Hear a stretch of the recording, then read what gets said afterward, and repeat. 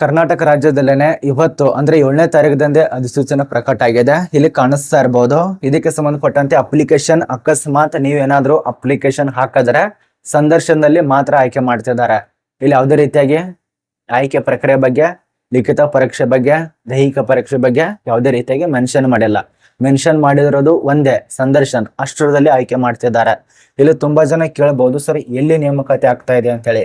ಇದು ನಮ್ಮ ಒಂದು ಕರ್ನಾಟಕದಲ್ಲೇ ಮಾನವ ಸಂಪನ್ಮೂಲ ಸಂಸ್ಥೆಯಲ್ಲಿ ನೇಮಕಾತಿ ಆಗ್ತಾ ಇದೆ. ಇದು ಕರ್ನಾಟಕ ರಾಜ್ಯ ಅಂಡರ್ನಲ್ಲಿ ಬರುವಂತ ಸಂಸ್ಥೆ.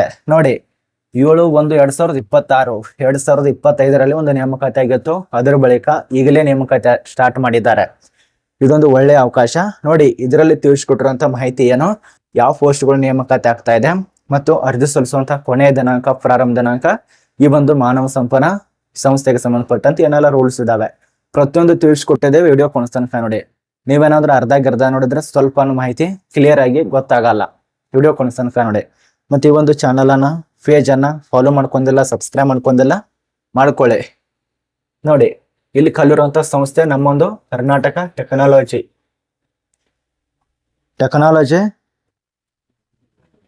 ಸೊಸೈಟಿಯಲ್ಲಿ ನೇಮಕಾತಿ ಆಗ್ತಾ ಇದೆ. ಕರ್ನಾಟಕ ಇನ್ವೇಷನ್ ಟೆಕ್ನಾಲಜಿ ಸೊಸೈಟಿಯಲ್ಲಿ ನೇಮಕಾತಿ ಇಲ್ಲಿ ತಿಳಿಸ್ಕೊಟ್ಟಿದ್ದಾರೆ. ಕರ್ನಾಟಕ ಸರ್ಕಾರದ ಎಲೆಕ್ಟ್ರಾನಿಕಲ್ಸ್ ಮತ್ತು IT ಮತ್ತು BT ಇಲಾಖೆಯಲ್ಲಿ ಇರುವಂತ ಪೋಸ್ಟ್ಗಳಿಗೆ ನೇಮಕಾತಿ ಆಗ್ತಾ ಇದೆ. ಇಲ್ಲಿ ಇನ್ನೊಂದು ಹೇಳ್ಬೇಕು ನಿಮಗೆ, ಈ ಒಂದು ಪೋಸ್ಟ್ಗಳು ನಿಮಗೆ ಖಾಯಂ ಇರೋದಿಲ್ಲ ಅನ್ಸತ್ತೆ. ನೇಮಕಾತಿ ಆಗೋದು ಅನುಭವದ ಮೇಲೆ. ಅವ್ರು ತಿಳಿಸ್ಕೊಟ್ಟಿರುವಂತ ಮಾಹಿತಿ 3 ವರ್ಷದ ಕೆಲಸದ ಅನುಭವ ಜೊತೆಯಲ್ಲಿ ನಿಮ್ಮನ್ನ ಆಯ್ಕೆ ಮಾಡ್ತಾರೆ. ಅನುಭವದ ಬಗ್ಗೆ ಕೊಟ್ಟಿದ್ದಾರೆ, ವಿದ್ಯಾರ್ಹತೆ ಬಗ್ಗೆ ಕೊಟ್ಟಿದ್ದಾರೆ. ಈ ಒಂದು ಅನುಭವ ಯಾಕೆ ತಿಳಿಸ್ಕೊಡ್ತಿದ್ದೀನಪ್ಪ ಅಂದ್ರೆ ಕೆಲವು ಜನ ಗೊತ್ತಾಗಲ್ಲ, ಆದ ಕಾರಣ.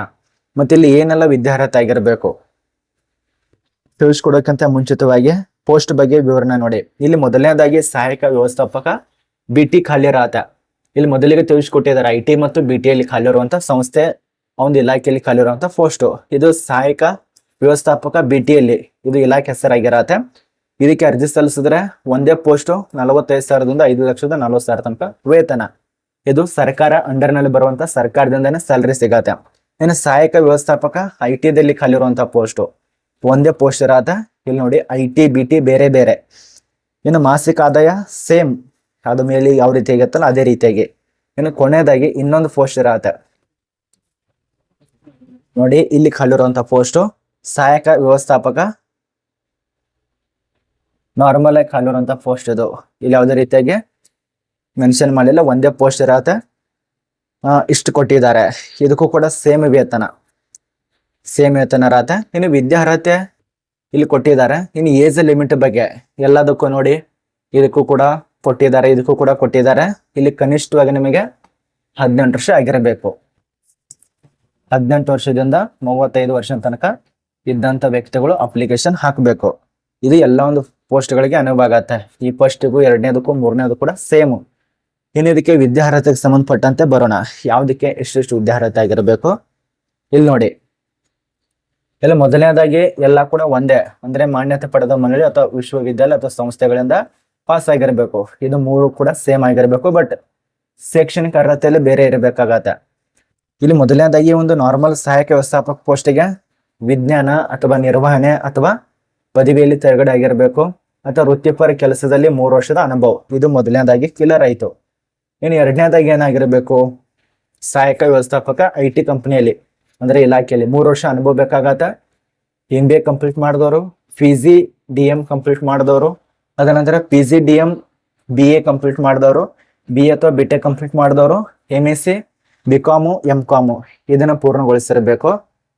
ಅದನಂತರ ಅರ್ಜಿ ಸಲ್ಲಿಸುವಂತ ಕೊನೆಯ ದಿನಾಂಕ ಇಲ್ಲಿ ವಿವರಣೆ ಕೊಟ್ಟಿದ್ದಾರೆ. ಇನ್ನು ಮೊದಲನೇ ಪೋಸ್ಟ್ ಇದು ಕೂಡ ಸೇಮ್ 3 ವರ್ಷ ತಂತ್ರಜ್ಞಾನ ಅಥವಾ ಜೀವ ವಿಜ್ಞಾನ ಕ್ಷೇತ್ರಗಳಲ್ಲಿ ಸ್ನಾತಕೋತ್ತರ ಪದವಿ ಆಗಿರಬೇಕು. ಸೆಕೆಂಡ್ PUC ಇದ್ದವ್ರಿಗೆ ಅವಕಾಶ ಇರೋದಿಲ್ಲ, SSLC ಇದ್ದವ್ರಿಗೆ ಅವಕಾಶ ಇರೋದಿಲ್ಲ, ITI ದವ್ರಿಗೆ ಅವಕಾಶ ಇರೋದಿಲ್ಲ, ಡಿಪ್ಲೊಮಾದವ್ರು ಕೂಡ ಅವಕಾಶ ಇರೋದಿಲ್ಲ. ಅವ್ರು ತಿಳಿಸ್ಕೊಟ್ಟಿರೋದು ಹೈಯರ್ ಎಜುಕೇಶನ್. ಏನಿದಕ್ಕೆ ಎಷ್ಟಾಗಿರ್ಬೇಕು, ಏನಾಗಿರ್ಬೇಕು, ಏನು ದಿನಾಂಕ ಆಗಿರಬೇಕು. ಅರ್ಜಿಗಳು 7ನೇ ತಾರೀಕಿನಿಂದ ಸ್ಟಾರ್ಟ್ ಆಗಿದೆ. ಕೊನೆಯ ದಿನಾಂಕ 22. 15 ದಿನ ಕೊಟ್ಟಿರುವಂತ ಮಾಹಿತಿಗಳ ಪ್ರಕಾರ ಅವರು ಇಲ್ಲಿ ನೋಡಿ 15 ದಿನಗಳ ಒಳಗಾಗಿ ಅಂದ್ರೆ 7ನೇ ತಾರೀಕಿನಿಂದ ಸ್ಟಾರ್ಟ್ ಆಗಿತ್ತಲ್ಲ, 7/1/2026 26ರಿಂದ ಸ್ಟಾರ್ಟ್ ಆಗಿದೆ. 15 ದಿನ ಒಳಗಾಗಿ ಅಪ್ಲಿಕೇಶನ್ ಹಾಕ್ಬೇಕಂತ ಹೇಳಿದ್ದಾರೆ. 22ನೇ ತಾರೀಕು ಒಳಗಾಗಿ ಅಪ್ಲಿಕೇಶನ್ ಹಾಕಿ. ಆನ್ಲೈನ್ ನಲ್ಲಿ ಅವಕಾಶ ಇರತ್ತೆ. ಅಪ್ಲೈ ಮಾಡುವಂತ ವೆಬ್ಸೈಟ್ಗಳು ಇಲ್ಲಿ ಕೊಟ್ಟಿದ್ದಾರೆ ನೋಡಿ.